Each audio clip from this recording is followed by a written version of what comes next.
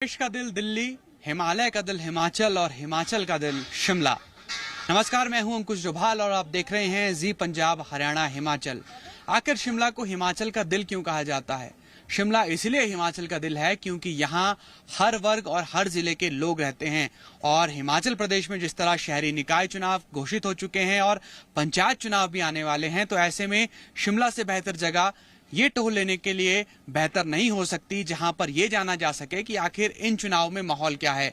कुछ लोग इसे सत्ता का सेमीफाइनल बता रहे हैं, तो ये सेमीफाइनल क्या सचमुच सेमीफाइनल है?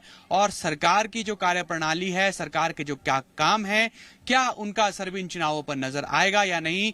हम जी मीडिया के जरिए आपको आज एक ऐसे ही वर्ग से अलग अलग लोगों से बात करवाने वाले हैं ताकि ये पता चल सके कि क्या माहौल पंचायत चुनाव को लेकर है और शहरी निकाय चुनाव में क्या माहौल है। तो आपको नजर आ रहा होगा हमारे साथ कुछ बुजुर्ग हैं, कुछ युवा हैं, जिनसे हम ये समझेंगे कि इन चुनाव में माहौल क्या है और सबसे बड़ी बात ये कि क्या सचमुच ये सत्ता का सेमीफाइनल है या नहीं, या सिर्फ बात करने के लिए ही इसे सत्ता का सेमीफाइनल कहा जाता है। तो देर न करते हुए सीधा बात करते हैं और समझते हैं चुनाव का माहौल क्या है। सर, सबसे पहले तो आपका बहुत बहुत स्वागत, और सबसे पहले जानना चाहूंगा आपका नाम और आप कहाँ के रहने वाले हैं? सुभाष वर्मा, स्थानीय निवासी, शिमला जी। तो शिमला में तो हालांकि चुनाव नहीं है, लेकिन फिर भी क्या लगता है कि जो आसपास माहौल है या शिमला शहर के हम गांव में देखते हैं, तो क्या माहौल पाते हैं आप यहाँ पर? ये हमारी वैसे कार्य भूमि है। वैसे हम गांव के ही रहने वाले हैं, जहां अभी पंचायतों के इलेक्शन होने हैं। नगर निकाय की तो भी घोषणा हो चुकी है। हम इसकी अपेक्षा रखते हैं कि पंचायतों के इलेक्शन की भी जल्दी से घोषणा हो। और इस बार हमने ये देखा, अगर बंगाल में विधानसभा के चुनाव के लिए 92 पॉइंट समथिंग पोलिंग का एवरेज रेट हो सकता है, तो यहाँ भी ऐसी उत्सुकता है लोगों में। पंचायतों के इलेक्शन में वार और पार की लड़ाई है। भले ही ये एक पार्टी बेस्ड इलेक्शन नहीं है, लेकिन इन चुनावों में पिछली जो वर्तमान सरकार है, इसकी कार्यगुजार जो काम किए होते हैं उसके बारे में समीक्षा होती है। लोग लेखा जोखा रखते हैं कि क्या किया और क्या इनकी शक्तियां थी। हम ये भी साथ साथ कहना चाहेंगे कि कम से कम पंचायत की शक्तियों को भी बढ़ाना चाहिए। जैसे अभी पंचायतों में पानी का डिस्ट्रीब्यूशन जो रूरल एरिया का पंचायतों के कार्य क्षेत्र में आवंटित कर दिया गया है। इसी तरह से जो मनरेगा और दूसरे कार्य थे, उनका कार्य भी पंचायतों के माध्यम से होता था। और कई छोटे कार्य पंचायतों के माध्यम से होते हैं, क्योंकि पंचायत ही एक ऐसा हमारा 3 टायर सिस्टम में एक ऐसा टायर है जहां से एक शुरुआत होती है काम की। हमें चाहे इंटरनेट की सुविधा मिली हो, चाहे किसी लाइब्रेरी की मिली हो, चाहे किसानों या बागवानों के लिए प्रोत्साहित करने के लिए उनकी कोई योजना ही हो, वो सारी पंचायतों के माध्यम से ही यहाँ तक पहुँचती है। तो इन सारी चीजों की समीक्षा इलेक्शन से पहले होती है कि कौन सी पार्टी की कौन सी सरकार थी और क्या इस समय में क्या क्या कार्य हुए, जनहित में क्या कार्य हुए। तो ये सारी समीक्षा होती है। हम अपेक्षा रखते हैं कि 2-3 दिनों में शायद पंचायतों के चुनाव की भी घोषणा होने वाली है। आपके पास लौटूंगा। सुभाष जी, आपका मैं नाम जानना चाहूंगा, आप कहाँ के रहने वाले हैं मूल रूप से? मैं प्रेम ठाकुर, मैं शोगी का रहने वाला हूँ। वैसे तो हम शिमला में भी रहते हैं। प्रेम जी, क्या माहौल है शोगी में? तो फिर पंचायत के भी चुनाव होंगे आपके इलाके में। पहले तो जानना चाहूंगा किन मुद्दों पर, अगर पिछला चुनाव जो था, किन मुद्दों पर लड़ा गया था? कोरोना का काल था, जो बातें कही गई थी वो पूरी हुई? जमीनी स्तर पर क्या देखते हैं आप? देखिए, कोरोना काल में तो जो पिछली गवर्नमेंट ने काम किया, फिर हम ये कह सकते हैं कि वो बहुत अच्छा कार्य था। आज तो लोगों को कार्य करने के बाद भी पैसे नहीं मिल रहे। अगर कोई कार्य कर रहा है तो उसको तनख्वाह, अब देख लो ट्रांसपोर्ट वाले आपके सामने हैं, सारा दिन रात दिन ड्यूटी बचाते हैं और उनकी तनख्वाह 15-15 तारीख को आ रही है। वैसे इन्होंने पीछे चलो पेंशन और एम्प्लॉयजों का तो कर दिया कि टाइमली तनख्वाह आ रही है, पर जो कमा रहे हैं उनको दे नहीं रहे, अपनी मौज मस्ती कर रहे हैं। अपना तो इनका पाँव हेलीकॉप्टर से नीचे नहीं उतरता। कल सीएम साहब वहां वैष्णो देवी में थे, जब वहां हमने पूजा में देखा तो हमने अर्जा की, मैं कहा इनको सद्बुद्धि दो महाराज ताकि प्रदेश का कुछ कल्याण हो। हमने भी यही भावना की। मगर जब सवेरे ठाकुर कौल सिंह जी का इंटरव्यू सुना तो वो खुद ही कह रहे, आप बोल रहे हैं ना कि चुनाव किधर हो जा रहा है, चुनाव तो खुद ही इन्होंने वो बना दिया हुआ अपने आप के लिए। हमारे को इसमें बोलने की कोई जरूरत नहीं है। कांग्रेस वर्सेस कांग्रेस का ही चुनाव हो गया हुआ इस टाइम। इनके जब अपने आदमियों के ही काम नहीं हो रहे तो हम किस गिनती में हो सकते हैं? हम तो एक आम आदमी है। जैसे ये जो चुनाव होते हैं पंचायत के, कांग्रेस और भाजपा के चुनाव चिन्ह पर नहीं होंगे, लेकिन फिर भी स्थानीय लोगों को तो ये पता होता है कि कौन नेता है, किस पार्टी से जुड़ा हुआ है, तो पार्टी का भी कोई असर रहेगा क्या? नहीं, पार्टी का इसमें कसर नहीं रहता, क्योंकि वहाँ पंचायत लेवल में तो बंदों की अपनी पहचान होती है। अगर मैंने इलेक्शन लड़ना तो मेरी अपनी पहचान है। अगर मैं कांग्रेस से हूँ तो मेरे को कांग्रेस करके वोट नहीं मिलेगा। आपके जो 5 साल निगमों के इलेक्शन है, ये पार्टी सिंबल पे होंगे, यही इनको एहसास हो जाएगा कि हम किस दिशा की ओर जा रहे हैं। सेमीफाइनल माना जा सकता है? सेमीफाइनल तो ये हो ही चुका है, अब क्या देरी रही, अगला बजट आना बाकी रह गया। बाकी क्या इन्होंने जो करना था, अब जो ये घोषणाएं कर रहे हैं वो एक इम्प्लीमेंट नहीं हो रही। आप ये बताते हैं कि इम्प्लीमेंटेशन ये कितनी क्रिएशन करते हैं। आपको मेडिकल में हमने इतनी क्रिएशन की, कोई फिलअप हो रही है पोस्ट है? आईजीएमसी का बुरा हाल, चमैना हॉस्पिटल का बुरा हाल, जितने भी हॉस्पिटल हमारे शोगी के हॉस्पिटल का बुरा हाल, स्टाफ है नहीं कहीं, कहाँ जाएं अब लोगों को तो मरने के लिए मजबूर होना पड़ रहा है। भाई आज की डेट में ये हालत है। सरकार नाम की मेरे को तो नहीं लग रही कि कोई चीज है, कोई काम कार्य कर रही है। सरकार के कामों की कह रहे हैं अहम भूमिका रहने वाली है। इन बुजुर्गों के बीच हमारे साथ एक युवा साथी भी हैं। युवा साथी से हम बात करेंगे। आपका क्या नाम है, कहाँ के रहने वाले आप हैं? जी, मेरा नाम विक्रांत चौहान है, मैं शिमला का ही रहने वाला हूँ। आप सुन रहे थे ये बातचीत जो बुजुर्ग कह रहे थे अभी? बिल्कुल। तो लग रहा है कि ऐसा ही कुछ माहौल है। आप कहाँ के, रामपुर के रहने वाले हैं शायद आप? जी, मैं रामपुर का रहने वाला हूँ, लेकिन शिमला ही मैं वकालत करता हूँ। रामपुर में क्या मुद्दे हैं विक्रांत जी, और क्या लगता है कि जिस तरह से बुजुर्ग भी हमारे जिक्र कर रहे हैं कि जो स्टेट गवर्नमेंट के काम है वो इस पर प्रभावी रहेंगे, क्या ऐसा लगता है आपको भी? देखिए, अगर मैं रामपुर बुशहर की बात करूं तो बड़े दुर्भाग्य के साथ कहना पड़ता है कि प्रदेश में लोक निर्माण विभाग के जो मंत्री है वो रामपुर से संबंधित है, लेकिन रामपुर बुशहर की अगर ग्रामीण सड़कों की बात करें तो उनकी इतनी दुर्दशा है कि हिचकोले खाते हुए हमारी सरकारी बसें जाती है, वो कभी भी गंतव्य तक जो है प्रतिदिन नहीं पहुंच पाती है, कहीं खराब होकर साइड में हो जाती है। बसेस के भी बुरे हाल है। उधर परिवहन मंत्री जी चिल्ला चिल्ला कर कहते हैं कि हमने इतनी बसें खरीदी है, लेकिन ग्रामीण स्तर पर जो है इसकी दशा विपरीत है। बाकी आपने पंचायत चुनाव की बात की, मैं बुजुर्गों को सुन रहा था। बुजुर्ग कह रहे थे कि जो लोग कार्यरत है, कोई एम्प्लॉयज है, विभागों के अधिकारी है, वो काम कर रहे हैं लेकिन फिर भी तनख्वाहें समय पर नहीं पड़ रही है। पेंशनर जो है सड़क पर उतरे हैं, दृष्टि बाधितहीन लोग जो है वो धरना कर रहे हैं, उनकी कोई सुनवाई नहीं हो रही है। प्रदेश का हर वर्ग जो है इससे परेशान है। ये सरकार जन हितैषी नहीं, जन विरोधी सरकार है। महिलाएं पिछले कल चौड़ा मैदान में हजारों की संख्या में जो है प्रदेश की कांग्रेस के खिलाफ, देश की कांग्रेस के खिलाफ जो है नारे लगा रहे थे। ये महिला ही विरोधी सरकार है, ये जन विरोधी सरकार है। इनकी कोई भी नीतियां जो मुझे तो है ना युवा के पक्ष में लग रही है, ना बुजुर्गवान के पक्ष में लग रही है, ना ही किसी अन्य वर्ग के पक्ष में लग रही है। एक बात तो ये है कि जो राज्य सरकार काम कर रही होती, कोई भी हो, या कांग्रेस की सरकार हो या भाजपा की सरकार हो, वो एंटी इनकम्बेंसी नजर आती है।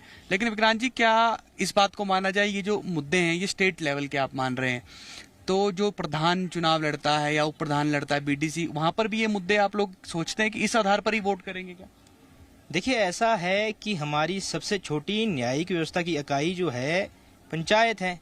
पंचायत में मुझे लगता है कि हमें ऐसे व्यक्ति का चयन करना चाहिए, ऐसे व्यक्ति को निर्वाचित करने का हमें अवसर प्रदान करना चाहिए जो समाज से जुड़ा हो, ग्रामीण परिवेश से जुड़ा हो, ग्रामीण स्तर का आदमी हो। कांग्रेस भाजपा वाला पॉइंट रहता है क्या चुनाव में? थोड़ा बहुत तो रहता ही है। आदमी की, व्यक्ति की अपनी भी एक पहचान होती है। अब इस देश में कांग्रेस, भाजपा या अन्य किसी राजनीतिक दल की बात करें तो उसमें भी हर एक आदमी जो है कहीं ना कहीं से उसका जुड़ाव रहता है।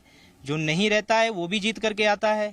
लेकिन इसमें मुख्य रूप से मुझे लगता है कि ऐसे बहुत ज़्यादा ना किसी पार्टी चिन्ह पर ये चुनाव होता है, ना ही किसी पार्टी के द्वारा घोषित उम्मीदवार के तहत ये चुनाव लड़ा जाता है। इसमें जो है ज़्यादा रिश्ते नाते, अच्छे आचार व्यवहार, समाज के प्रति किसका क्या लगाव है, ग्रामीण विकास में किसका क्या दृष्टिकोण रहता है, इसमें इन सभी विषयों को लेकर जो है वोट दिए जाते हैं। लेकिन फिर भी मेरा व्यक्तिगत रूप से ये मानना है कि हमें ऐसे लोगों को जो है प्रधान, वाइस प्रधान, बीडीसी या अन्य किसी पद में चुनना चाहिए जो ग्रामीण विकास में अपनी भूमिका अदा करने की क्षमता रखता हो। पार्टी चिन्ह पर ये चुनाव नहीं होते हैं, बावजूद इसके कांग्रेस और भाजपा वाला जो ये माहौल रहता है ये इस पर कहीं ना कहीं असर जरूर डालता है, और वही बातचीत में भी हमें यहाँ पर नजर आ रहा है। इस बातचीत को आगे बढ़ाते हैं। सर, आपका क्या नाम है, आप कहाँ के रहने वाले हैं? मेरा नाम सुरेश है जी। जी, आप कहाँ के रहने वाले हैं? मैं शिमला का रहने वाला हूँ। तो शिमला में आप जो ग्रामीण इलाकों में आसपास माहौल देखते हैं, आपके साथी तो कह रहे हैं कि सरकार का जो काम है वो इस पर प्रभावी रहेगा, ऐसा होगा? या फिर जो स्थानीय स्तर पर मुद्दे होते हैं, या फिर आपके कोई रिश्तेदार चुनाव लड़ रहा हो, पड़ोसी चुनाव लड़ रहा हो, वो ज्यादा प्रभावी रहता है इन चुनावों में? नहीं, ये सब काउंट करता है उसमें। चुनाव में तो सारा कुछ देखा जाता है, बंदे का वो भी देखा जाता है कि कितना कुशल है वो, कितना आगे वो कर सकता है काम को, तो ये सारी चीजें देखी जाती है दोनों साइड से, ऐसा नहीं। तो जब पिछली बार चुनाव हुए थे 2021 में, जो प्रधान भी निश्चित तौर पर गांव में आके वादे तो करते ही होंगे लोगों से, वो पूरे भी होते हैं या फिर सिर्फ हवाई बातें और फिर पूरे तो होते नहीं? हाँ, मैक्सिमम तो रह जाते हैं अधूरे, पर चलो उनका प्रयास होता है, लोगों का ऐसा कुछ नहीं है, पर ऐसा है। ये जो सेमीफाइनल वाली बात एक कह रहे हैं कि जो सत्ता का सेमीफाइनल है, ऐसा बहुत सारे अखबारों में, सोशल मीडिया पर या टीवी चैनल में भी इस तरह की चर्चा है, आप भी महसूस करते हैं कि ये सेमीफाइनल हो सकता है सत्ता का? हाँ बिल्कुल बिल्कुल। आपका क्या नाम है सर, आप कहाँ के? मेरा नाम यशवंत वर्मा है जी। मैं यहीं शिमला का रहने वाला हूँ। बेसिकली तो मैं कुमारसैन से हूँ। जहाँ तक पंचायत चुनाव की बात है, जो आदमी किसी भी पंचायत से प्रधान या उप प्रधान या बीडीसी या जिला परिषद का इलेक्शन लड़ता है, वो अपने बिहाफ पे, वो किसी भी पार्टी के सिंबल पे जो है चुनाव नहीं लड़ता। और मेरा जो अपना अनुमान है कि पार्टी के सिंबल के ऊपर से जो है पंचायत चुनाव जो है नहीं करवाए जाते हैं।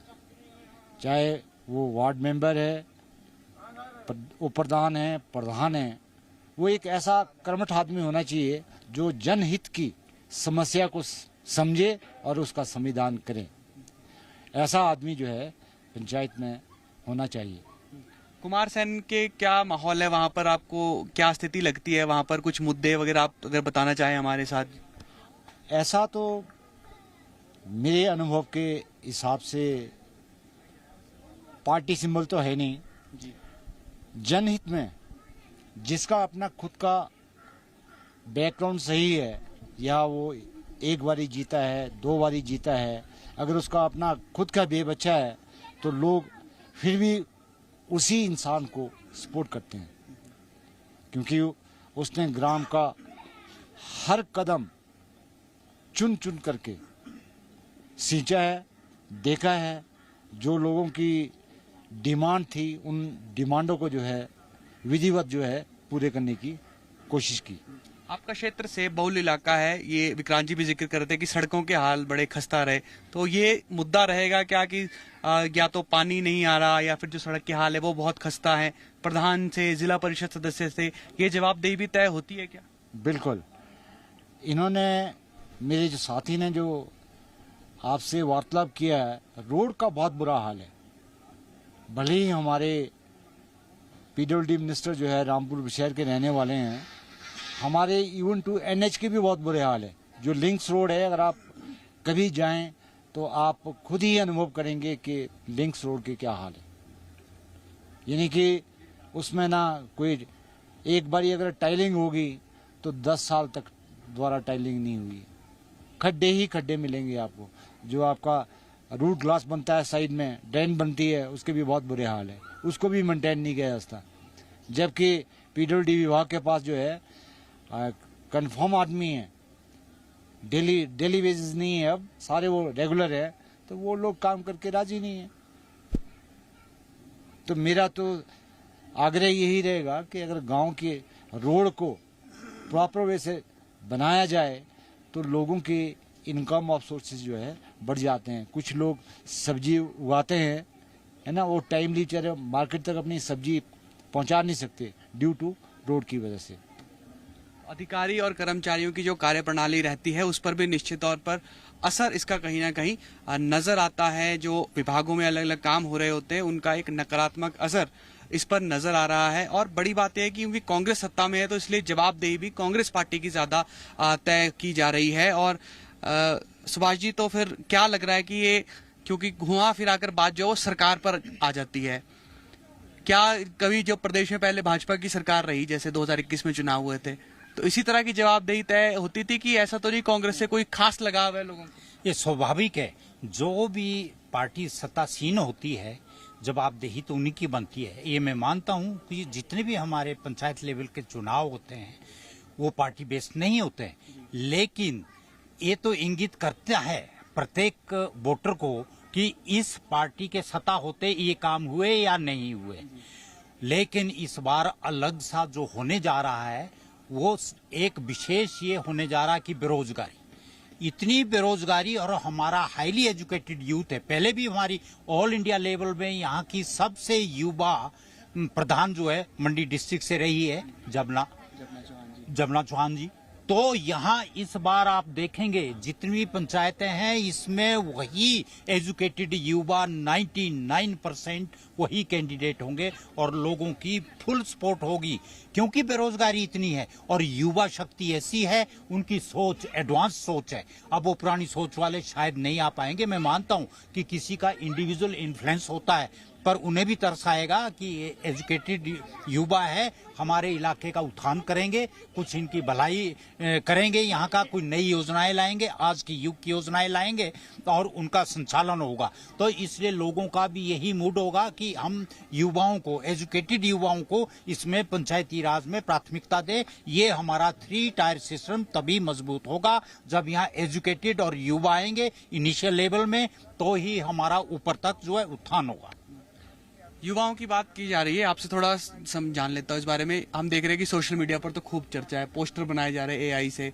ऐसा तो नहीं है कि युवा सेवा करने की बजाय ये सोच रहे हो कि कहीं हमको रोजगारी हो जाए प्रधान बनकर? नहीं, कल विक्रमादित्य सिंह जो पीडब्ल्यूडी मिनिस्टर है उनका बयान ही ये था कि हम युवाओं के लिए बड़ा कुछ कर रहे हैं।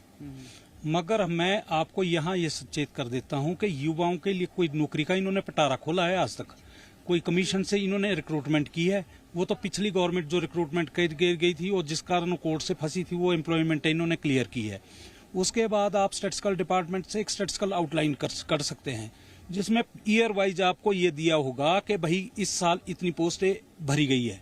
तो आपको जब वो आंकड़ा अभी मात्र 2 या 3% मिलेगा तो आपको खुद ही एहसास हो जाएगा कि इन्होंने कितनी रिक्रूटमेंट की है। सेकेंडली, मैं एक चीज और कहना चाहूंगा। एक पत्रकार बंधु ने कल एक क्वेश्चन किया था माननीय मुख्यमंत्री से कि डीए का क्या है। उन माननीय मुख्यमंत्री ने बड़े सीधे तरीके से उत्तर दे दिया कि ये जयराम जी के टाइम पर है।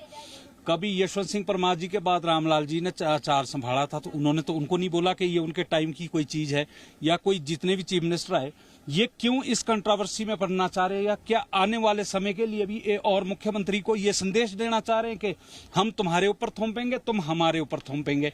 इससे तो एक और लड़ाई बढ़ने जाए, एक और लड़ाई क्रिएट करने की कोशिश कर रहे हैं ये राजनेता। पर उस पत्रकार बंधु को ये पूछना चाहिए था, जो मैं आपसे क्वेश्चन कर रहा हूं, कि भाई ये पिछली गवर्नमेंट ने किसी मुख्यमंत्री ने तो आज तक ऐसा नहीं कहा। जिनका था वो दिया गया, एजेंट दिया गया, चाहे देर सवेर हुई। अब बजट आता है आपका, बजट में प्रॉपर नॉमिनल रोल बनता है, डिपार्टमेंट वाइज नॉमिनल रोल बनता है, ये शर्मा जी भी जानते हैं, जिसमें बजट की डीए की इंस्टॉलमेंट भी इंक्लूड की होती है। बजट उसके बाद वो जब हमारा बजट ब्रांच में जाता है, बजट में उसके बाद उसको वहां विधानसभा में ले जाते हैं, विधान floor of the house budget pass हो जाता है।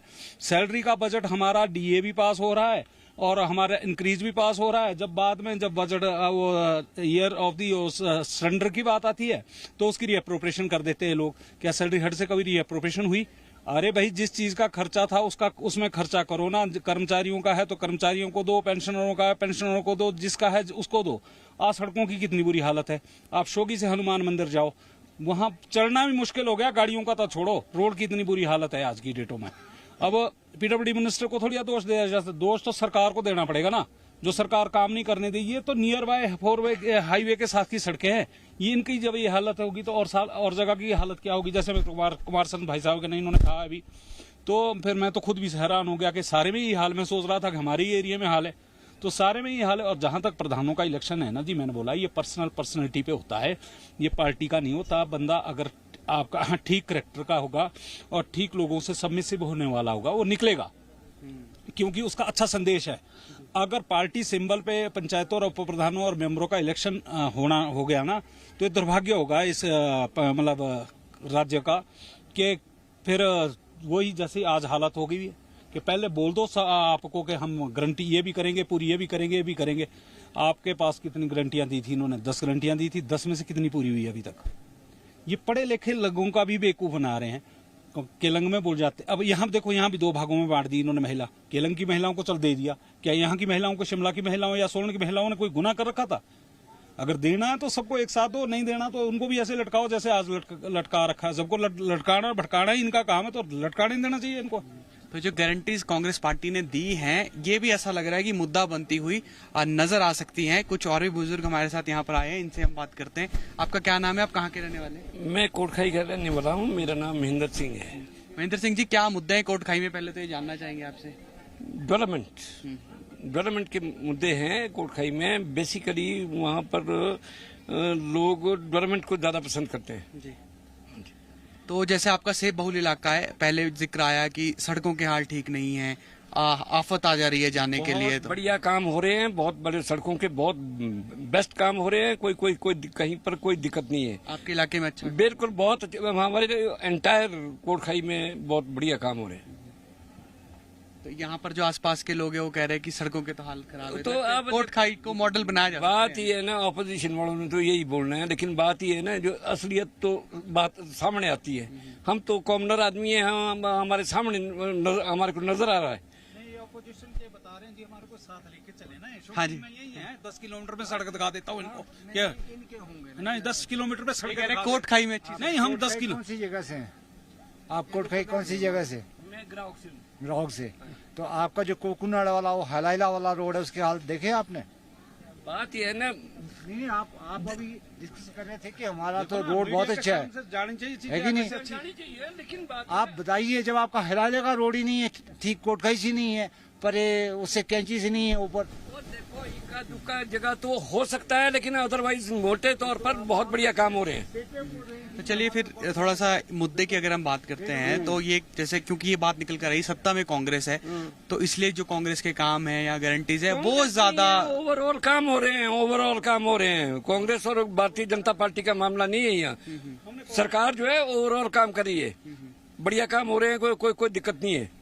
क्या लग रहा है, चुनाव में माहौल बोल रहे हैं कि सत्ता का सेमीफाइनल है, ऐसा लगता है आपको भी? नहीं, बिल्कुल नहीं है। ये दोबारा रिपीट करेंगे, कांग्रेस दोबारा रिपीट करेगी। अच्छा, हाँ। तो आप इनसे इत्तेफाक नहीं रखते यानी? क्या मैं नहीं रखता। ये इनको अच्छा लगा। चलो ठीक है, ओके। अच्छा, एक देखिए, ये भी चर्चा का एक विषय है कि एक दल का कहना है, यानी कि एक पक्ष का कहना है कि जो सड़कों के हालात हैं वो बहुत खराब हैं। दूसरा पक्ष कह रहा है कि सड़कें बहुत अच्छी हैं, बहुत खूबसूरत सड़कें हैं। लेकिन ये जो मुद्दे हैं पूरे हिमाचल प्रदेश में अलग अलग क्षेत्रों के, ये निश्चित तौर पर आपके जो पंचायती राज चुनाव है उनमें एक बड़ा मुद्दा बनने वाले हैं। और कांग्रेस से सवाल इसीलिए ज्यादा है क्योंकि कांग्रेस हिमाचल प्रदेश में सत्तासीन है, और जो भी पार्टी सत्तासीन होती है उससे ज्यादा सवाल निश्चित तौर पर पूछे जाते हैं। और ऑल ओवर ये माना जा रहा है कि ये हिमाचल प्रदेश की सियासत का आने वाले चुनाव से पहले का एक सेमीफाइनल है। भले ही ये चुनाव पार्टी सिंबल पर ना होते हों, लेकिन फिर भी एक बड़ा माहौल प्रदेश में तैयार होने का काम होगा। और इससे पहले जब पुराने चुनाव पिछले चुनाव हुए, उसमें भी भारतीय जनता पार्टी से गंभीर सवाल इसी तरह लोगों ने खड़े किए थे, यानी कि जो जवाबदेही है लोकतंत्र में वो सत्ताधारी दल की होती है, मीडिया की होती है, और इसके अलावा आम जनता की भी होती है। तो ऐसे में जब भी चुनाव आपके आस पड़ोस में आए, आपके क्षेत्र में आए, तो निश्चित तौर पर आप भी घरों से बाहर निकलें, वोट करें, मुद्दों के साथ वोट करें, ताकि आपकी जो परेशानी है उसका हल निकले। और अपने जनप्रतिनिधियों से सवाल जरूर पूछिए कि उन्होंने जो वादे किए थे उनका क्या हुआ, और आने वाले चुनाव के लिए जो वादे किए जा रहे हैं उसके लिए भी उनकी जवाबदेही तय की जानी चाहिए।